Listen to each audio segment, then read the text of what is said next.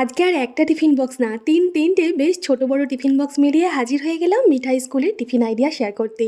মনে আছে ছোটবেলায় আমরা গোল করে মাঠের মধ্যে টিফিন খেতে বসতাম, আর সামনে পেতে দিতাম টিফিন বক্সের ঢাকনাটা, আর ওই ঢাকনাটা কিছুক্ষণের মধ্যে ভর্তি হয়ে যেত সবার বাড়ির নানা স্বাদের টিফিনে। সেই রকমই মিঠাই স্কুলেও হবে আজকে ছোট্ট একটা পিকনিক। 6-7 জন মিলে এক জায়গায় বসে ওরা টিফিনটা শেয়ার করে খাবে, তার জন্য একটু বেশি করে টিফিনটা দেওয়া আর কি। ইচ্ছে তো ছিল অনেক কিছু অন্যরকম তৈরি করে দেওয়ার, কিন্তু শরীর অসুস্থতার কারণে বাজার আর করতে পারিনি। ঘরে যা ছিল তাই দিয়েই টিফিনটা সাজিয়ে দিয়েছি।